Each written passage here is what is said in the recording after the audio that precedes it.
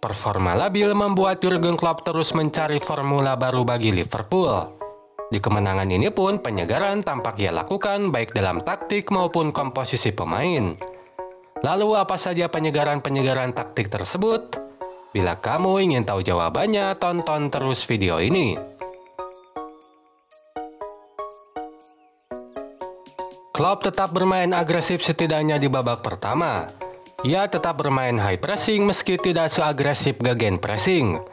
Pemain Liverpool berusaha merebut bola sedari awal lawan menguasainya. Merespon hal tersebut, Conte tetap menganggap pressing Liverpool berbahaya. Maka ia menginstruksikan pemainnya untuk tidak terlalu lama menguasai bola di pertahanan sendiri. Bola pun rutin segera diumpankan ke depan dengan umpan-umpan jauh. Bahkan saat bola mati terjadi, Lloris akan mengeksekusinya dengan melakukan umpan jauh ke depan. Ia tidak pernah memberikan umpan pendek kepada bek.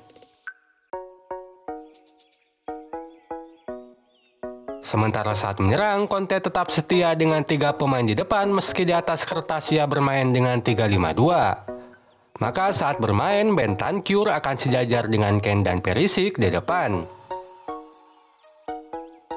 Saat sudah di pertahanan lawan, situasi ini bisa membuat 4 bek Liverpool harus menghadapi 5 pemain Tottenham, sehingga Tottenham unggul jumlah pemain. Namun implikasi lainnya, Conte jadi tidak bisa mengalirkan bola lewat lini tengah. Sebab saat tersisa 2 pemain di tengah, mereka harus menghadapi 3-5 pemain Liverpool. Untuk itu, switch ball lewat umpan jauh banyak dilakukan ke sayap. Ini menjadi solusi Conte saat lini tengah tak mampu dimenangkan. Switch ball Tottenham pun beberapa kali bahayakan pertahanan Liverpool. Contoh lain pada cuplikan ini, Bentancur ada di depan. Switch ball dilakukan Højbjerg dari sisi kiri ke kanan.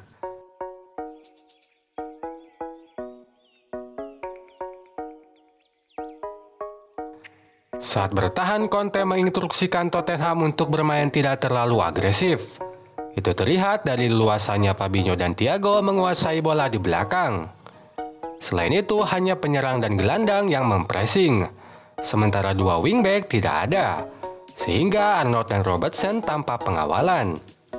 Itu terjadi karena Conte ingin memastikan keajegan formasi 5 back di belakang, sehingga 2 wingback tak agresif mempressing saat build up dilakukan lawan.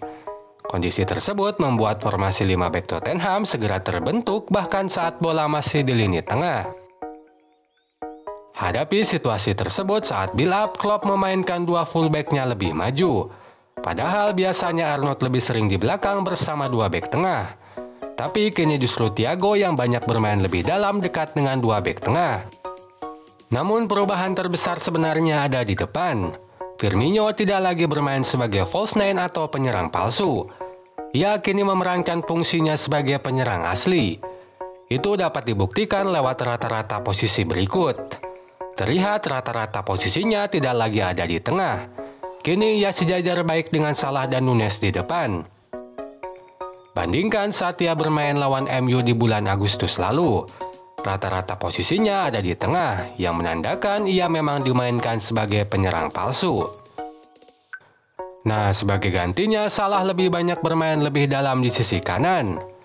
Itu membuat bola banyak di build up di sisi tersebut karena disitulah terdapat pemain yang bermain lebih dalam.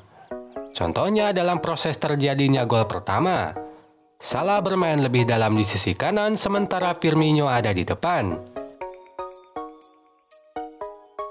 Sebaliknya, sisi kiri menjadi sisi serangan. Karena ke sisi tersebutlah bola banyak diumpankan saat mendekati kotak penalti. Contoh lainnya pada cuplikan ini. Kembali Salah berposisi lebih dalam. Sementara Firmino ada di depan sejajar dengan Nunes. Lalu bola kembali diumpankan ke sisi kiri. Kemudian Nunes kini dimainkan di sisi kiri tidak lagi sebagai penyerang tengah. 3 peluang dari 4 shoot yang ia lakukan di laga ini pun ia hasilkan setelah menerima bola di sisi kiri. Pertanyaannya sekarang, apakah penyegaran taktik dan komposisi pemain ini mampu membawa performa terbaik Liverpool kembali? Baru bisa kita jawab setidaknya setelah 2 laga sisa dimainkan.